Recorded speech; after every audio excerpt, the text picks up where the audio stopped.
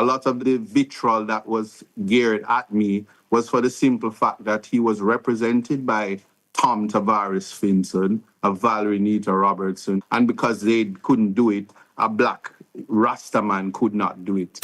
I say dancehall because cartel is dancehall. I wear and I rep orange, so at no time was I ever green, and I don't think anybody on that side can step up to the plate. Do that and beat me.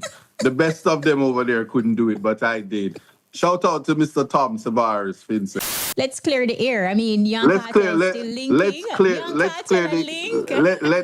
the air. Let me say this to you. Cartel have a whole heap of Labourite fans.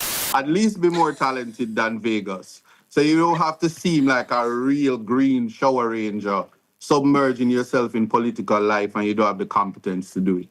While our Prime Minister go around giving some one house, no house has been built in Portland for the last 5 years. Under the leadership of Mark Jefferson Golding, who don't have to thief, who don't have to find himself in compromising situations because he's having money. Now, music, law, politics, and content creation.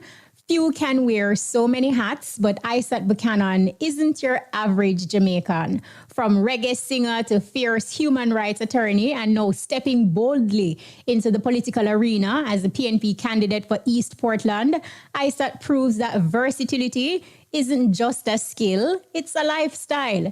ISAT, good afternoon, and thank you so much for taking time out of your literally busy schedule, because I saw you moving about, working to make this interview happen. Thank you.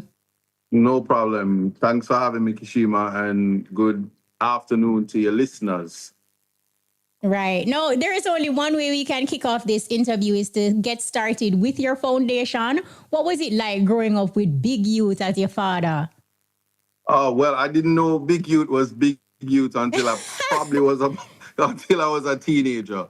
I'd go places with him and people would be, going crazy over him. And I was like, that's just daddy. What's that about? So literally, it wasn't until I was a teenager that I knew significantly who my father was. And it was not until I started traveling when I was old enough to travel, that I realized that he was a big deal. He was the Big Youth. Mm-hmm. So apart from that, mommy run the house. Mommy was the goddess, and so it wasn't until the later years that we realized, hey, our dad is doing something big. In terms of life lesson, what would you say is a standout lesson that you learned really early from your mom and your dad that still resonates with ISAT Buchanan, the man today? All right, I start with my mom. My mom says, silver and gold will vanish away, but a good education will never decay. I say that in the context that I hated school. Really? Hated reading. Yeah, man. It is just few teachers that you'll come across in your education experience that will cause you might say, I love 1 and 2 subjects, but school was not something that I enjoyed or something that I liked. So for the youths out there, I do know how you feel when you don't want to do school and stuff like that, but my mother was correct when she said, no matter what you want to do in life, you must get an education. I was forced to get my CXCs, and I was forced to go to UA. And if not for that, I probably would not be here talking to you right now. So that's a life lesson from mom. But my father, he would have taught me about integrity. He would have instilled in me more than anything that, listen, no matter what it is, you cannot sell your soul for vanity. So it is through hard work that you'll get where you're going, and you need to be very careful because as your people will steal your innocence. That's what I learned from my father. Wow, those are 2 powerful lessons though. So looking back at your high school years, going through, I think it's Meadowbrook High School. Yes. Did you have any standout experiences like from early on that's cemented in your mind that you wanted to be great? I had a teacher, and I'm gonna scandal him, and I hope he don't hear this. Mr. Taff was a chemistry teacher at Meadowbrook High School. He had a car called Betsy. The most I can tell you is I knew I had to do something big, because if I ever go around driving Betsy, I would be like the Minister of Finance about getting a Pro Box now. But let me not take any cheap shots. But even then, Betsy wasn't $2,000. But that was a standout moment for me, because I wanted to be a gynecologist, Oh, and wow. you needed all three science subjects to even start to undertake that. So Meadowbrook High School, under the stewardship of Dr. Morris, was at the time when I was going, an extraordinary school. May her soul rest in peace, but I never forgot that, because no matter where I'm in life, I always remember Mr. Taff, the chemistry teacher. But even though you wanted to become a gynecologist, I read that you play the piano and the guitar. So was there any part of you that wanted to become an artist like your dad? No, so people gonna laugh, but it's very, very, very, very, very difficult to be a second generation entertainer. Only the Marleys can boast about how easy it is to transition through legacy. So while it is that, like the caller said, I never know ISAT could sing. I am double cardboard compared to Big Youth. So people have never listened to my music outside of the ears of the great Big Youth. And I'm okay with that, because I can tell you this. From doing music, I have a brother, Zambo Tafari. He's the Michael Jackson, I'm the Tito. So you have to get in where you fit in. Yeah. So thanks to the caller that said, ISAT sounds nice. I'm aware that I'm the Tito Jacksons and the other Jacksons that nobody liked, because I was never the Michael in a musical family. And I'm okay with that. At what point did you, become okay with it? Did you know this like from earlier, or it's over time as you matured? No, so all right. So the brother that I speak of, I really, really, when I tell you I love my brother, it's like I'm a fan of my brother. But you can tell. So I'm doing music. We're doing music together. His part always sounds better than mine. I was never, and I don't ever recall really doing music without my father and my brother. So I was always fifth wheel, if you call it that. I'm the spare tire, not necessarily having Oh, gosh.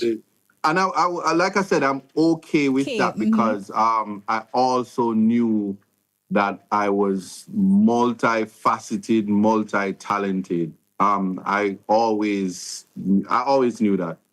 There are many things that I was able to do, so it was never, if this didn't work out. So I can take this opportunity to tell you about the music industry in Jamaica. So kudos to all the young artists who found their way and found their niche, including the influencers from TikTok to YouTube who found a niche market for themselves, because the industry is unkind to talent.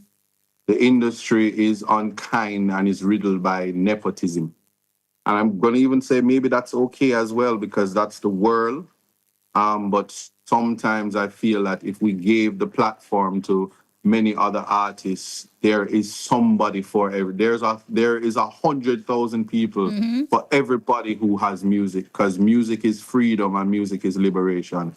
I don't think that at any point in my career that I had that opportunity. And while I waited, and people would say, "Your father have money, him for spend it," or other things that you'd have to do to get a platform. I had a conversation with my brother, and I said, "I'm going to find something else to do." So it's whilst waiting on the music that the attorney surfaced. Okay, And music for me is pure pleasure. I will put a new album out tomorrow, and I don't care if it sells 100 million copies, because I do it for the fun and the love, and it's my outlet to freedom of expression. Okay, so we get that. So it's basically a hobby. But let's talk about Yeah. now after you left high school, because here it is, you know, you understood very early that you didn't like school. You wanted to become a gynecologist. You gave us that outline as it relates to needing the sciences. What was your plan Mm. of action when you leave high school? What was next for ISAT? Plan of action, you leave high school and you have a mother saying you're 18 now, come out of my house. All right, let me put that, because that's the story of everybody who I think that I can now be in a position to give guidance to young people, because we're young one day and we wake up on our 18th birthday and suddenly we are adults. I still don't figure out how that works, but that's what the system does to us. The minute I get out of high school and you realize that medical money to turn doctor is a whole heap of money, you know you're gonna have to reconfigure. And I can tell you, I have siblings who much more brighter than me that were not that much older than me. Shout out to Tanasha. She celebrated her birthday on the 10th of March. Brilliant sister, and she was the one that's heading to the university and doing all of that. So I had to reconfigure. I immediately knew that I had to do something else, and did all the business subjects. And um, I must tell you, at that point, during that transition, it was not long after that I got in trouble. Let's talk about that. And what was your dad's reaction, you know, at 17 when you had a running with the law? Oh, wow. At 17, when I had a run, my father cries for everything. If he's hearing this, he might No, cry not now. big youth. No, yeah, man. Listen, let me tell you, if nobody loves me in this world, I know that my father loves me. Wow. And the circumstances, I won't rehash the circumstances on your program, because it's properly ventilated in the space. But got myself in trouble at 17, a juvenile. It is a juvenile conviction, not recorded as one where it is to be in a public space, but politically it's out there. I'm fine. Um, and he was so hurt because, as I said, my father, he makes it clear. You can tell him anything. Anything that you need, he provided. I was never short of anything. I was duped, and duped is the word to use, because whatever that situation was, and without having to relive it, I found myself going to trial represented by Bert Samuels, excellent representation, and I was found guilty, notwithstanding if the word was snitching. I told them who gave me what I believed to be money. I told them where they lived. I told them all of that, and there was no investigation any further than what was said, and I was found guilty. Did at that point when you were being represented by Bert Samuels and you're in court, did it appeal to you at that point that, you know, this is something that you could do? Oh, Or well, I'm gonna you're tell just you in two things problems? happened. I'm gonna tell you why it's important to have proper representation and influence in your life. Watching Bert Samuels represent me before the court. If you want to know about opulence, if you want to know about royalty, so this is a superior black man. I'm gonna use those words for Bert, and this is in his heydays too. Young Bert Samuels, and he's speaking, and them time there, we know say you could speak the Queen's English like Bert, and with Bert is like, Your Honor, my client has indicated my instructions are he was not aware of the contents of the package. And I'm like, what? You know, I'm young, so I'm 17. I'm like, wow. And I turned to him and I said, Boy, Bert, you know, say I want to be a lawyer like you. Bert gave me the look like, little boy, if you don't sit down, you know, sister, you're about to go to prison. But Whoa. he gave me the best representation, and he made me miss prison. Let me put it that way. I Yeah. miss mass incarceration. the type of incarceration that is currently out to destroy young people's lives when they make mistakes. And he prevented that. So I'm forever grateful to Bert. But also, I had experienced and encountered Justice Martin Gale, who removed himself he gave bail and removed himself from the case because he said he could not at that time believe what was there, and he recused because he could not believe that we were in trouble, and he didn't take the case. Wow. Fast forward years later, it was Bert Samuels and the same judge who presided over my calling to the bar. So that was an historical moment for Full me. circle. Wow. But before we get to that full circle moment, though, here it is. You have young ISAT picking up the pieces, but then you were also later convicted in the US for drug trafficking and let me tell you about that one now. In a federal prison. Let me explain that one now. After my experience, I find myself at the United Theological College of Jamaica. Because I tell you, say, after my brush with the law, I said, never again would I ever find myself in any problems. So much so I'm going to become a preacher. And I go to the theological seminary and I'm doing New Testament interpretation, Old Testament interpretation, Christology. I'm full gamut of the Bible. I read the Bible from start to finish. Just know this. And I was determined to be productive. And on the same day, I never forget it. It was November 4th. The same day, 3 years later, I got off a plane in the United States, and a classmate from Meadowbrook was on the plane or in the somewhere in the, and said that asked me to call his mother.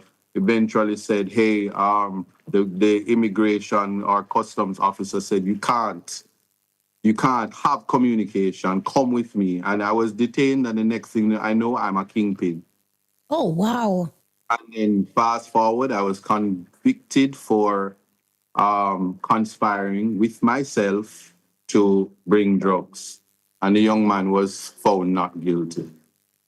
So here it is, ISAT, young ISAT in a federal prison in the United States. Were you terrified? What was that experience like? Oh man, the most I can tell you is, young people, you need to know math so that when people throw numbers around, you understand what they're saying. And I'm saying this because I was sentenced after being found guilty. There's a thing where lawyers and judges, they speak over your head.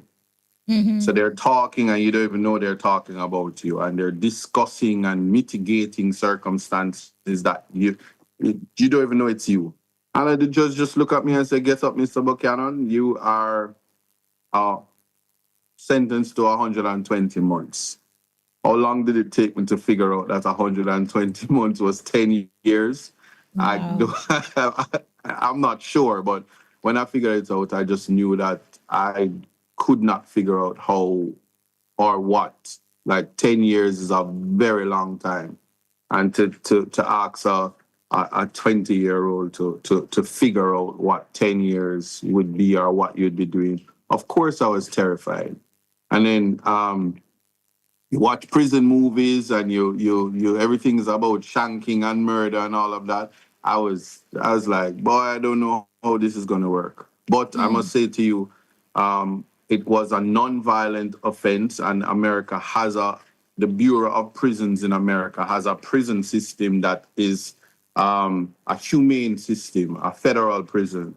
So I went to a low ranked or a low class prison in terms of level. The level is low. So the offense was there, but you had freedom of movement.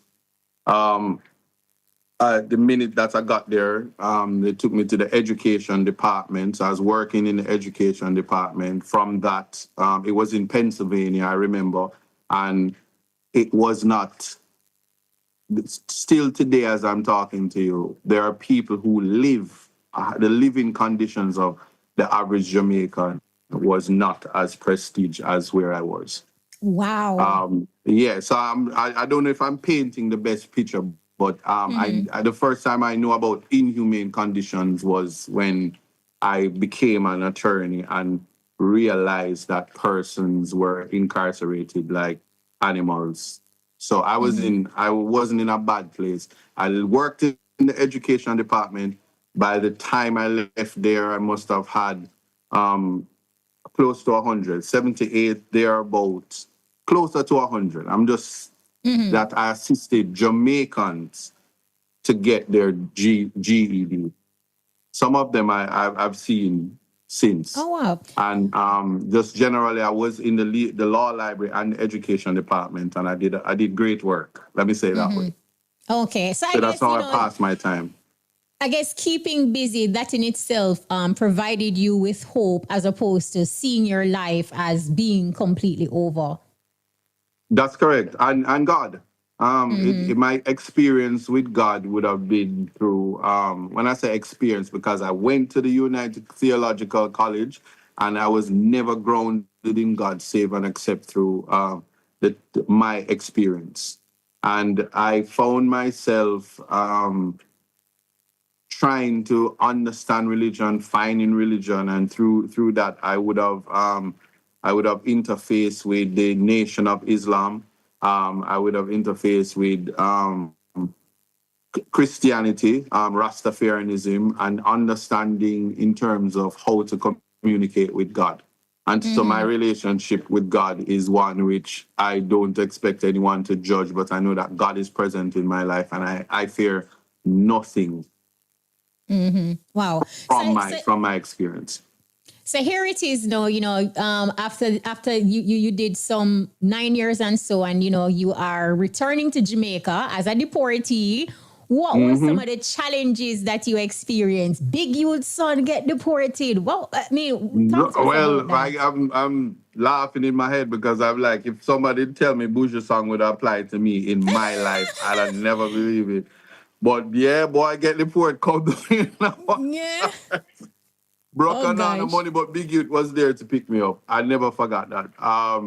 It was the fear of the unknown. And I can tell you, it is for persons now are either just was deported, persons are subject to deportation. I'm happy to share this now because I was afraid. I was scared of what Jamaica would look like. I was scared of how people would treat me, how people would view me, what my experiences would be like, and how I would be judged. I was completely disconnected from the Jamaican society and the Jamaican experience, and I was afraid. And I can tell you, I came home and deported. Let me stress that. And everything that I was afraid of came to fruition because if something happened, police was at your gate saying, "Where the deportee boy there?" Wow. People who knew that you were deported. If you were in a job, they even after disclosure, because that's one thing I knew. I've never been embarrassed about my prison experience. So I speak about it so that people won't ever try to use it to embarrass me. So when somebody says, "Oh, the 2-time convicted drug dealer," you're just blowing hot air because it's my experience and I lived it and I survived it. So I speak about it so other people can understand that it's not your end. But I had bad experiences in terms of treatment, stigma. If something happened, you would get blamed for it. And the funny thing about it is that my road to law or transition to law was from an experience with being called a deportee. Tell us about that. Tell us about that experience, that specific experience that led you to pursuing law. All right. So, well, I would have to tell you the part where I completed my music album Lovers Rock. And I met a Baba in Jamaica. And he came from Africa, Nigeria. And my aunt took me to him. And he's to bless the album because I'm going to be a big star. Yes? And I have my album ready to drop because I put out music and, them time it video out and Anthony Miller premiere it on PR and what? The world was mine. Until I went to this barber and he had 5 stones in his hand and we're sitting down getting ready to bless this music. And he drops the stone on the CD and the stones went pishum, pishum, pishum. And nobody had to tell me. Double blast, double cardboard, not happening. And he looks at me and he says, do you have a brother? I say, yeah, I have a couple of them. He says, no, one that does music. I say, yeah. And he says, well, let me tell you, he's Michael and you are Tito. That's where that came from. That's where the Tito come from. Oh, God. Yeah, but more than that is, he said, but don't worry, you're going to be an attorney. You're going to help your brother and your father. He just told me this. And I'm not saying you're not going to do music. It's just that you are going to be a great attorney. And I told him he was a fraud. I was so angry. My aunt took me there and I drove straight home to go to complain to my aunt. Left her at the location and had to go back for her. That's how I was like, my world is shattered now because the music was my plan A. And by 2011, I never forget it. It was sometime in the summer. And I had a tenant that would not pay rent. So yes, my parents owned property, and I was the landlord. The landlord, and I'm a real estate agent as well. So I was competent in doing the work that I was doing. And let me tell you, the lady just decided that she's not paying the rent. And when I asked for the rent, she offered to pay me in an alternative method. Yes, usually if you go to the parish of Portmore, it's now a parish, so them say. Yes, the roads of back. It was payment in that form. So anyway, I'm just telling you, and I refused. And before I know it, police is coming to say that I trespass. So they took me out. They took me from my house, putting it nicely, arrested me. So you would be surprised that I found myself in handcuffs. And I was accused of trespassing on property that was belonging to my family. And I went to court and Justice Pusey was there. I spoke up for myself and she said, you talk so nice and you look so nice. You should go find law. You should go do law, man. An attorney was in there and when I was walking out, so she dismissed the matter. Because obviously you can't trespass on your own property. The officers never came, and I don't know what that was about. But when I walked out, a lawyer came and said, "You heard what she said?" Gave me a card and said, "Come to my office." Wow! And I was given a job as a paralegal, and from there, the same lawyer said, "Sign me up after a year," and said, "You need to go to law school because you're bright." And I got accepted, and the rest is history. Did you feel any type of way, like, going to law school as an adult, while, you probably have younger people than you? Listen, you ever hear about old people discrimination?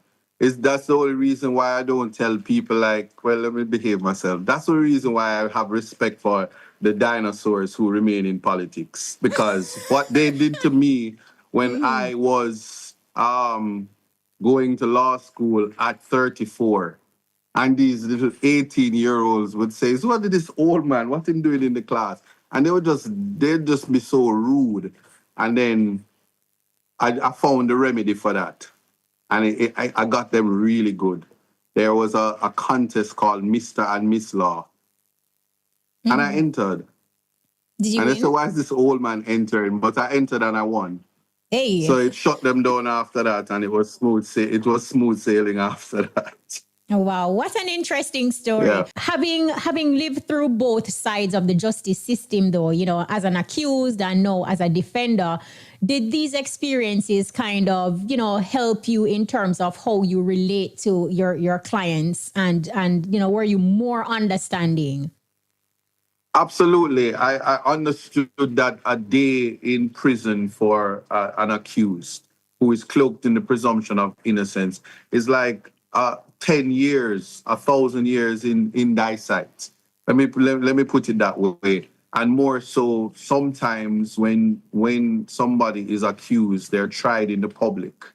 And for you, when you speak to your client and your client says, "Listen, I didn't do what they're accusing me of. Help me." It's easier for me to be able to look at the situation with fresh eyes rather than what's in the public space, because the public not necessarily understanding the law will pass judgment and will just breach the Constitution.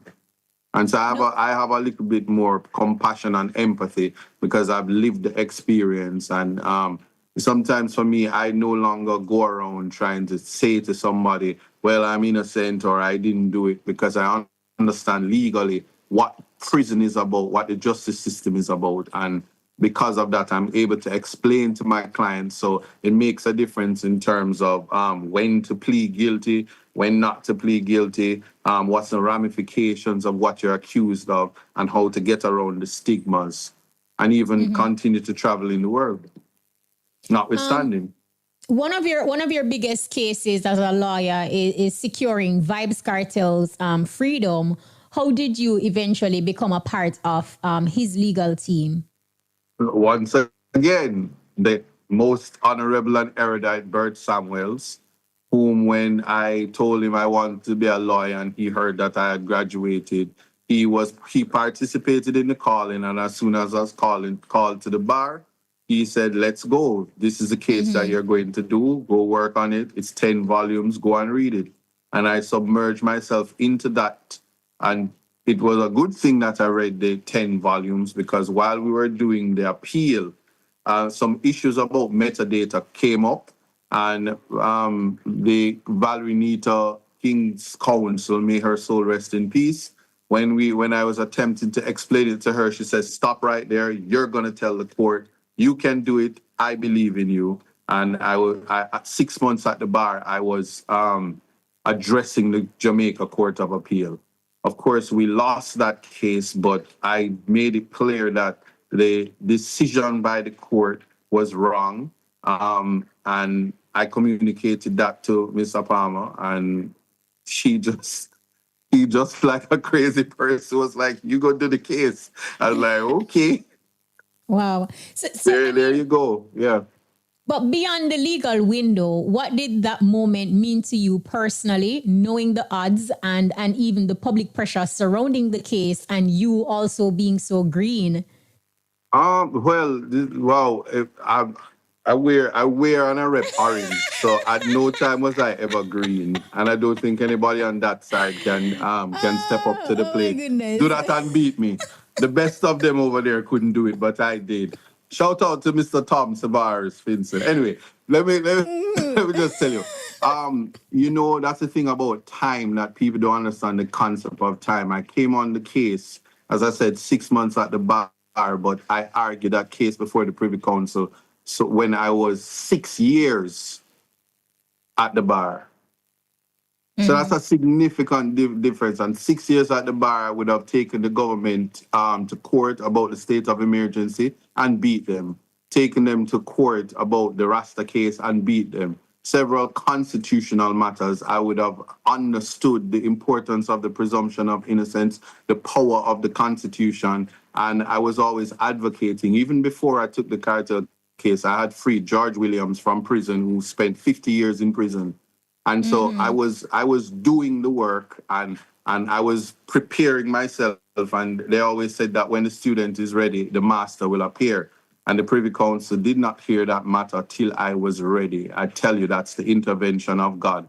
But what was important to me is I saved dancehall, because cartel is dancehall. I won't get into who is the king and who is not, but I know that he is integral to saving the existence of music, music that my father contributed to as one of the originators of dancehall. So for me, it was important to me, and I submerged myself into it. And anything I put my mind to, I always achieve it, and it that just solidified my faith in God My mantra was always God on time. It never changes. And that for that experience, it was one of the it was the most popular case I did, but the greatest case for me was the Z Virgo case, the Rasta case, when in 2020 I felt that the Supreme Court disrespected Black identity, Afro identity by accepting that Lice and Junjo was a part of dreadlocks here. Have I gotten over that trauma? No. Will I get over it in my lifetime? Rasta have a long way and a long fight to go. And that's all I will say. Wow. And you didn't tell a lie in saying what you said regarding Cartel and dancehall, because representing Cartel wasn't just a high profile case. It was a cultural moment that is cemented in dancehall and reggae as we know it today. But what was most challenging for you though, ISAT, during that whole trial? Because one thing people got from you is that they must say, boy, I said, make him a want to overconfident. Him love the media. Him love talk so much. Him not afraid. Him go say too much. No, I always try to educate the public, and out of that came the my podcast Context Matters. I don't ever have I don't love the limelight. Cartel is he's popular to Jamaica, and I was his voice at the time. I'm not representing him now because he doesn't need a criminal lawyer now, and so I don't need to be speaking on his behalf. So no, I'm not running behind the camera, and nor do I need to. The case was important. It was a public interest case. At that time, I was also trying to have the public understand the importance of the case, the constitutional rights for Jamaicans. I defended Adidja Palmer, Sean Campbell, Kahira Jones, and Andre St. John. They were 4 men who were incarcerated wrongfully in my mind, and I defended that. At no time was I defending VYBZ Kartel, and people need to separate the artist from the human being. And in that, I had the opportunity to defend the Constitution before the highest court of the land, and I achieved that. Nobody can take that away from me. No, that is right. Interestingly, you said that because looking through social media, I see where some people are assuming that, you and Cartel now link again, and, they didn't see you make any Freedom Street post. And like you mentioned, you started your Context Matters podcast. So with you, context do matter. So in this case, let's clear the air. I mean, Young Cartel still linking. Let's clear the air. Let me say this to you. Cartel have a whole heap of labor right fans. A lot of them. And I will advise any artist, any musician, you are a business person. You have the opportunity to be a national icon like Bob Marley through God blessing you and your music. Do not go down the rabbit hole of submerging yourself in political life. Do not be a Vegas. At least be more talented than Vegas. So you don't have to seem like a real green shower ranger submerging yourself in political life and you don't have the competence to do it. So let me make this absolutely and fundamentally clear. Cartel is the world boss. Cartel gave me a platform that people in Jamaica feel that it is just the vavavoums and the creme de la cremes who should have a post like that. A lot of the vitriol that was geared at me was for the simple fact that he was represented by Tom Tavares Finson, Valerie Nita Robertson, who were Queen's Counsel and King's Counsels, Queen's Counsels as they then were. And because they couldn't do it, a black Rastaman could not do it. But the people were silenced, and Cartel, I wish him the best in his endeavors. I'm doing the politics thing now, but him is my brethren. May I'll have song with him. No, let's talk about that. But it's you killed me just now talking about a green shower Power Ranger. Look, stop oh, it. you want to go back to that? Yeah, I'm not taking No, it no, back. I know. I'm no. just saying. I think It that is hilarious. dancehall artists, no, artists should understand that they present a lot of. There are people who, as they're listening to me now, that are going through hardship. They're going through. They're at the point and the edge where they don't even want to live, and they'll hear a song not just from Cartel. They probably even hear a Vegas song because he's had songs that are very motivational.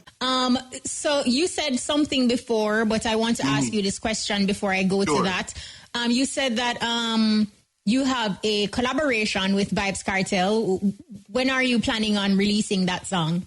No, so for me, I just understand that I have gone into political representation, and the same rule apply. I do not want anybody. Like I said, music is my joy. It is my fun. I would not want anybody to think that a musical collaboration was in the interest of trying to boost my political aspirations. Because I can tell you this. You won't find in the political space competence, integrity, accountability, transparency in one individual like myself. And my peers on the People's National Party are also aware of that. So notwithstanding my young juvenile brushings with the law, I'm a trained attorney who went to the highest court in the land, and I'm not a puppy show or a clown. The representation that I'm trying to do in my attempt to rescue Portland from puppy show and clownism is to ensure that I present no distractions, because we're at an impasse in Jamaica, where constitutional amendments and the road to republic is being considered, and it must be done by people who actually have the capacity to do it. So I don't want anybody to say, "Oh, him is over there bossing tune and the tune wicked or the tune flop," or think that this is clown business. It is the lives of the people that I'm here who have chosen me to represent them and serve them, certainly on the People's National Party side. But for all Jamaicans, I can only do what I know best, which is to uplift. And I don't want to be I don't want anything to distract from that. And I'm focused on bringing about change and opportunities for the youth, so that every child can have a tablet when it comes to education, and that parents can dream to be as proud as my parents are, to have a son that is an attorney or a doctor or something that is of significance to contribute to this country, even though they are poor, as I'm talking to you now. Education is the great divide, and that's what I'm focused on. Yeah, I definitely get your point in saying, separating what you're doing and not have the lines blurred or crossed. Totally get that. Kartel was criticized, though, for going on stage at the PNP conference. Do you think that the backlash he received was unnecessary? The backlash he received was political, and it should be rejected completely. You hearing me? Yeah, man, I'm hearing you loud and clear. Yes, the backlog was completely nonsensical and very opportunistic. As you can see, nobody had a problem when he was parading with Bobsy or Olivia Bobsy Grange, the Honorable, the Minister of Entertainment, or when he was seen in the presence of other persons who are affiliated with the other side. I will say this to you: anybody that is interested in having a positive influence on the youth, similarly to how Kartel went to St. Vincent and Guyana and Trinidad and all places over the world, which is something I am passionate about in terms of reaching the youth, and the reception that those nations felt and the opportunities that those young artists had to interface with him, and to hear the message that jail and prison is for time wasters and persons who don't have ambition and believe in themselves. If we're to ever stop crime, and if we're ever to see and include young people so that they know that they have value greater than being misguided by crime, it has to come from the people. It has to come from somebody like Kartel. He's a strong influence, and for that reason, he was not wrong. He was not wrong to embrace a message. I freed him. You think anybody can take that? He can't take that away from him. It was I who freed him by the grace of God and the ability that was placed on me. And even when I graced that stage, I had no idea that I was going to go into political representation. But when I woke up and the Minister of Constitutional Affairs had a constitutional amendment that nobody with a conviction can go into Gordon House, or nobody with British parents, not paraphrasing, can become the Prime Minister. It is that type of illegality and abuse of power that has to be checked. And so that is why I am certainly in political representation, among other things, and it should be rejected. And years from now, people will remember VYBZ Kartel as one of the greatest artists to ever live. It's a national treasure for Jamaica. And I think that people are not to be confused about that, and politics is very low. And it's a mindset that we need to change. That's just my opinion. You said a lot of things there that I want to springboard from. But first, you are the PNP candidate for East Portland, minus the frills and fluffs. What's your plan for the parish? The plan for the parish, which I launched at my Bringing the Heat forum, which took place on Sunday. No surprise if you haven't heard about it. I didn't get the coverage that it needed to get. But Bringing the Heat is a focus on improving health, education, agriculture, and tourism, which are the bedrock of Portland, ecotourism in that. Mind you, tourism includes entertainment. It includes all the ingredients that is to boost the economic viability of Portland, which is now dead. There's no thriving economy in Portland because everything that Portland is the first of has been taken away from them. So I'm now in this constant advocacy to ensure that the beautiful landmarks and the heritage sites remain with the people of Portland and the Jamaica at large, because they're either selling off the coastline or making it privatizing it and making it not accessible for the people of Portland to make a living. For instance, the rafters have been displaced from Blue Lagoon. These men used to make $100,000 a day at a minimum through the tourism, and now they're being invited to save a little $2,000 to buy a pro box. Laughable. Has to be rejected. And I'm here to ensure, and I'm telling you this, I won't stop until I make sure every single child in Portland has a tablet. And we rich or poor, through the hands of ISAT Buchanan, every child in Portland and Eastern will have a tablet. I've gone past the 1,000 mark. I'm almost at 1,200, if not more, in terms of distributing tablets. And it's not a political agenda, because I don't care if your parent is a Labour, right, or a PNP. I don't ask. I engage the children, ensure they have the tablet, and I'm transitioning to ensure that, believe me when I tell you, you started this to ask me about my education and what my mother said. I believe that every child, if given the proper opportunity and access, there are some very brilliant children, that will become doctors and lawyers, and it is our duty as government to ensure that they are not hindered because of money. And they're not invited to also save $2,000 to pay school fee. So I'm passionate about that. But Bringing the Heat is the platform. It has all the ingredients, and it will be laid out so that the people can understand. And it was very palatable for them, because I had the Shadow Minister of Health, Dr. Dawes. I had Damian Crawford, the Minister of Education, Shadow Minister of Education. I had Dr. Hart in terms of economics.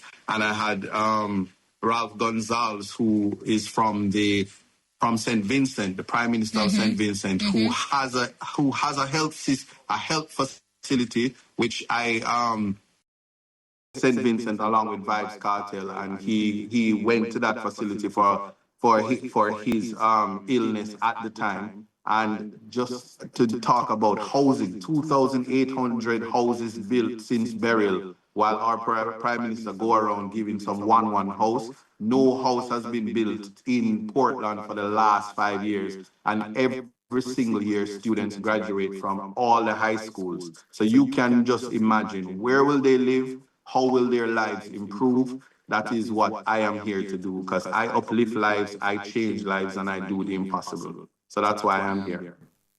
All right, all right. Well said there, ISAT. And I like the fact that, you said that every child, and it doesn't matter what color. I think that in itself was profound. But some Jamaicans, though, view a career path in politics as one that leads to corruption and not a path that can lead to the highest position in leadership.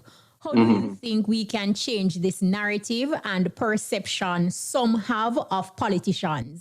So I'm gonna tell you how you do that. You start by knowing, because even as I'm speaking to you, I can say this: you're a very brilliant young lady.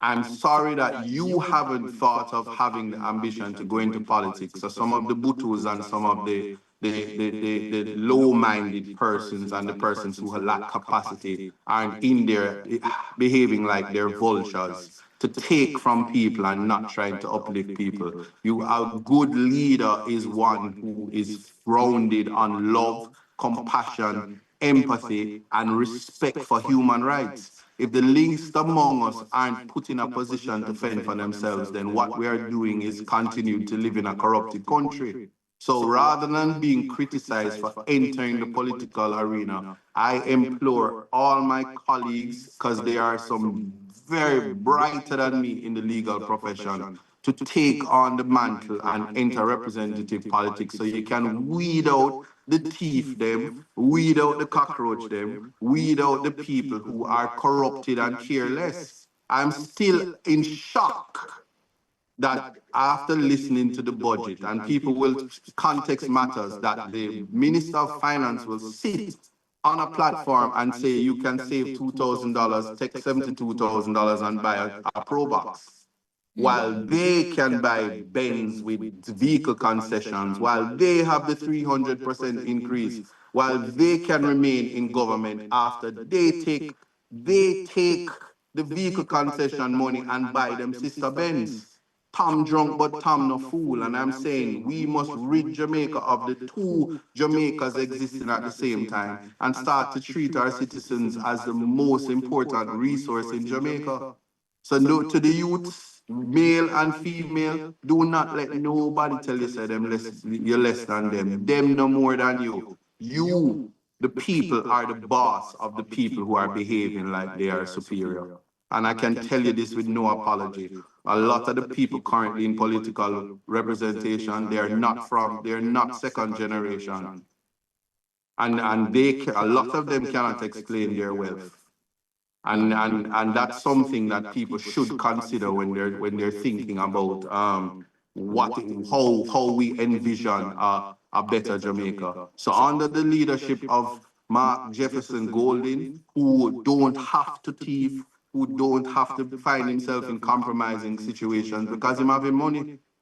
One of the best things is that when you have your money, you don't have to embark on trying to deprive people of money, even government resources. And that's just my response to thinking that everyone who enters the political arena will find themselves in corruption. And I can say this: when I'm the next member of parliament for Portland Eastern, you will never hear another word about where did money go and why were things promised and not delivered. Because everything I do, including when I said I was free in Vibes Cartel and I was 100% confident, that's the confidence I'm coming with, because I don't do things I don't know how to do. All right, we hear you and we're holding you to that. But let's talk about ISAT Buchanan, the family man. Yes.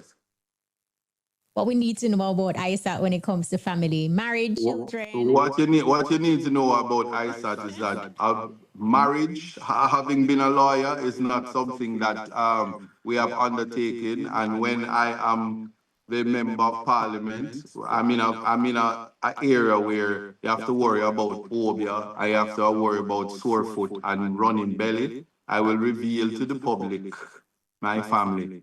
Let's leave it at that. All right. Now, looking back, is there Mhm. anything you would have done differently? In my life, Yes. looking back, of course, if I never had to do the 10 years in prison, I would not have done it. But the experience, I must say, is the experience that made me the man I am today. It is the experience that has caused me to be so determined and driven, and to always find myself in places where I can make something out of nothing.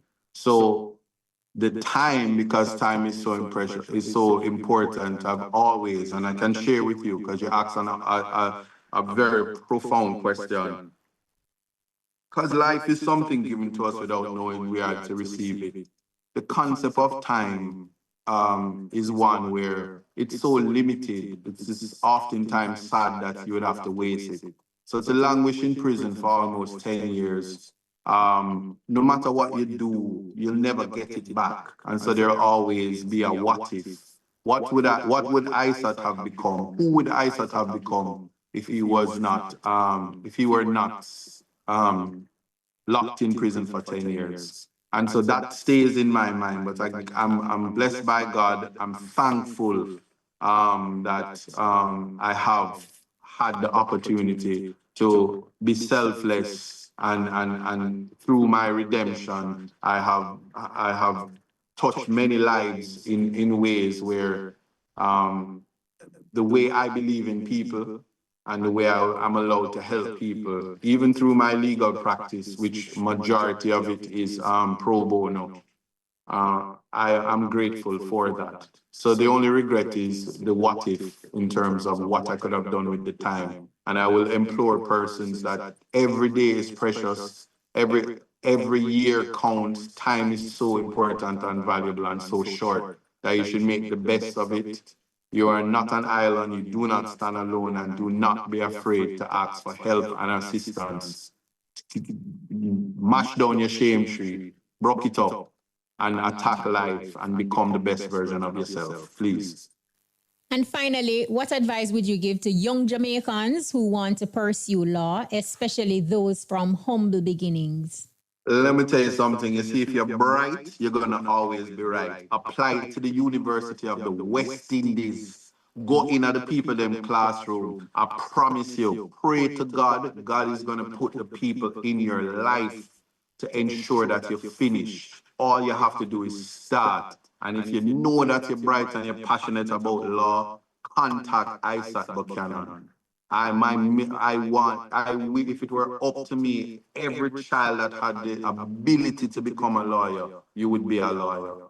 And I'm never giving up on that. So do not give up. And even if you're out there now and you're bright and people telling you to go do something else, go and do law.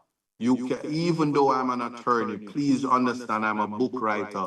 I'm a TikTok, tap up the screen, share the live. I make my little $300 every week. I am a real estate agent. I am a musician. I also put out music that makes money through SoundScan and gets plays, even though it is my hobby. You must be multifaceted. But the most important thing, them can't take you for idiot when you know the law. They can't tell you they're going to put you on lockdown unless it is within the Constitution. Be brave, be fearless, and advocate and stand up for the rights of others. And to do that, the best way is to be an attorney, powerful and fearless. Thank you. Wow. ISAT Buchanan, no, thank you. Thank you so much. This was really awesome. And, we wish you all the best. We're holding you to what you said about your plans for Portland. And we definitely will watch your social media spaces for updates and information. And Kshema, if 10 law students call me or 10 students call me and say, pay my school fee, I'm going to find you. I'll find you and run you down. Look, you put it out there. No, I'm joking. But I put it out there because that's my vision. Blessings. Yeah, man. Thank you so much. Leaving you with ISAT Buchanan. There is music. And this one also features his dad. Good for me.